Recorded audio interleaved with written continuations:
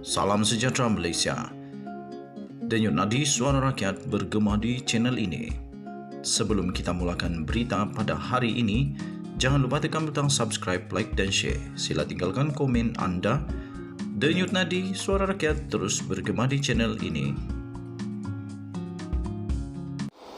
Salam sejahtera Malaysia. Denyut nadi suara rakyat bergema di channel ini. Jangan lupa untuk tekan butang subscribe, like dan share bagi kamu yang pertama kali berada dalam channel ini. Kerana bantuan kamu amat membantu channel kita ini menjadi lebih besar. Impian kita supaya channel ini akan jadi cukup besar dan mendapat perhatian daripada Perdana Menteri, Menteri-Menteri supaya senang. Kita boleh gunakan channel ini sebagai platform untuk menjadi suara bagi rakyat Malaysia. Okey, tuan-tuan dan puan-puan yang dihormati sekalian. Sekali lagi, muncul semula cerita tentang skandal paling teruk dalam sejarah Malaysia. Kalau Tan Sri Muhyiddin Yassin kata, Kabinet Datuk Seri Anwar Ibrahim paling teruk, ini skandal paling teruk dalam sejarah Malaysia. Skandal kewangan ini jauh lebih teruk daripada Najib Razak. Najib Razak punya skandal baru, katalah 3 bilion lah. Kata saja. Tapi sebenarnya 2.3 bilion. Tapi yang ini, skandal ini berkaitan dengan 600 bilion ringgit Malaysia, tuan-tuan dan puan-puan. Aduh, banyak nih. Paling banyak dalam sejarah, paling teruk dalam sejarah. Ini sebenarnya yang paling teruk. Jadi, sebelum nak komen tentang kabinet orang, jangan lupa bahawa ada 600 bilion skandal yang Tan Sri Muhyiddin Yassin kena jawab. Dan sekarang ini pula UMNO menyokong supaya menyegerakan siasatan diraja ataupun RCI disiasat, menyiasat perbelanjaan sebanyak 600 bilion ringgit Malaysia ketika Tan Sri Muhyiddin Yassin jadi Perdana Menteri yang dikatakan tidak diaudit. Ini memang betul-betul mengejutkan. Pasti seluruh Malaysia mau tahu apa yang sudah dibuat dengan duit sebanyak 600 bilion tu, Pakcik. Sekarang UMNO menyokong penubuhan segera Suruhanjaya Siasatan Diraja atau RCI bagi menyiasat dakwaan perbelanjaan hampir 600 bilion ketika pentadbiran Tan Sri Muhyiddin Yassin. Inilah dikatakan mungkin kena karma. Mungkin kena karma. Dulu kalau kita masih ingat, Tan Sri Muhyiddin Yassin sampai dia dibuang daripada UMNO, dipecat daripada UMNO kerana beliau mahu supaya disiasat sungguh-sungguh 1MDB. 1MDB yang berpuluh-puluh bilion itu. Kali ini Tan Sri Muhyiddin Yassin mungkin akan disiasat kerana 600 bilion. Lagi banyak. Banyak 600 bilion tu. Ketua Penerangan UMNO sendiri, iaitu Isam Jalil, berkata menerusi RCI itu dapat membuktikan ke mana wang tersebut digunakan ketika Perintah Kawalan Pergerakan atau PKP dan proklamasi darurat sepanjang Muhyiddin menjadi Perdana Menteri. Hanya dalam masa beberapa bulan itu 600 bilion. Banyak tu. Ke mana 600 bilion tu? Okey.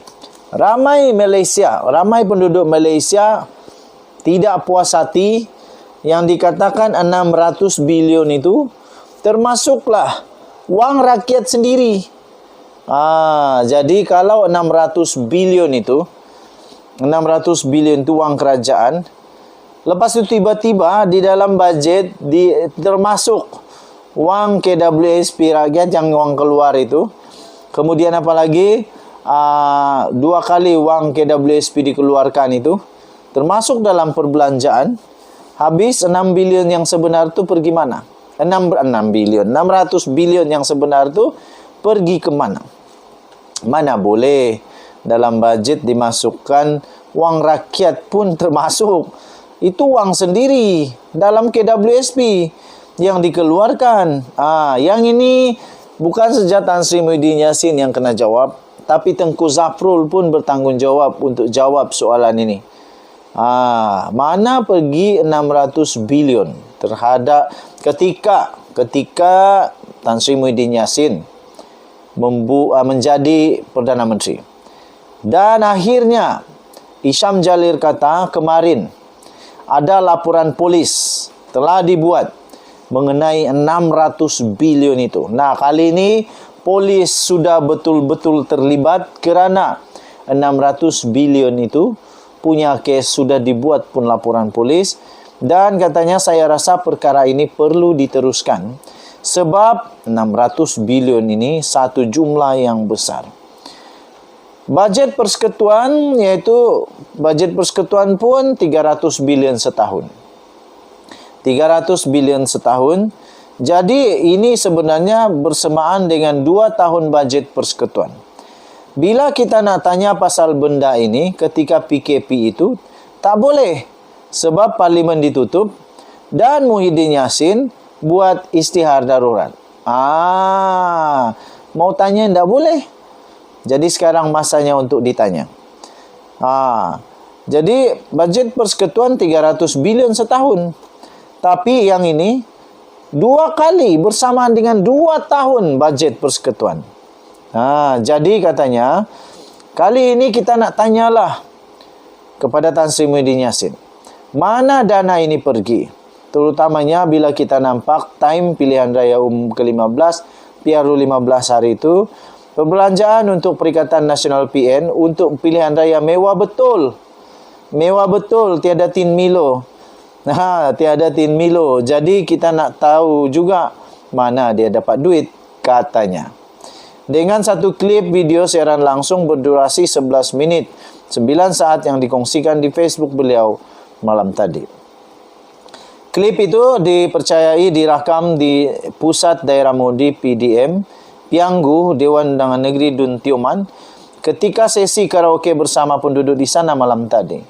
Dalam pada itu, Isyam berkata pemimpin PN juga perlu bersedia untuk didakwa di mahkamah sekiranya mahu membuktikan mereka bersih daripada sebarang amalan rasuah.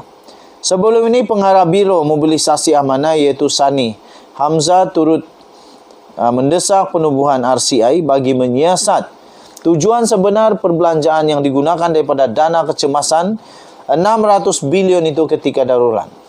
Sani yang juga adalah ahli Parlimen Hulu Langat turut membuat laporan polis berkaitan isu berkenaan di IPD dan Wangi Kuala Lumpur pada 30 November yang lalu. Okey, kontroversi ini telah timbul mengenai penggunaan dana kecemasan yang berjumlah 600 bilion ketika negara berdepan dengan pandemik COVID-19 pernah dibangkitkan oleh bekas Ketua Menteri Melaka, Adli Zahari pada 15 November yang lalu. Adli dilaporkan berkata Pakatan Harapan akan menyiasat Muhyiddin jika gabungan parti itu berjaya membentuk kerajaan pada PRU selepas PRU 15. Muhyiddin bagaimanapun menegaskan semua wang itu dibelanjakan untuk membantu rakyat dan beliau juga tidak bimbang atau takut jika ada pihak mau menyiasatnya kerana menurutnya semua perbelanjaan dibuat mengikut dasar perolehan yang ditetapkan. Isnin lalu, bekas Perdana Menteri Datuk Seri Ismail Sabri Yaakob menerusi ciapannya di Twitter berkata, perbelanjaan langsung kerajaan hanya sebanyak 110 bilion dan peruntukan itu diluluskan di Parlimen secara sebulat suara. Ismail Sabri juga yang juga adalah naib Presiden UMNO turut menolak dakwaan bahawa pakej rancangan tidak direkodkan dalam akaun kerajaan dari tahun 2020 sehingga 2022. Katanya, saya ingin menegaskan bahawa dakwaan ini tidak benar dan kesemua perbelanjaan kerajaan yang berkaitan telah direkodkan dalam penyata kewangan kerajaan. Nilai keseluruhan 8 pakej rancangan adalah 530 bilion di mana sebahagian besar tidak membabitkan perbelanjaan kerajaan seperti moratorium pinjaman oleh bank, katanya. Denyut Nadi Suara Rakyat bergema di channel ini. Kita jumpa lagi. Bye-bye.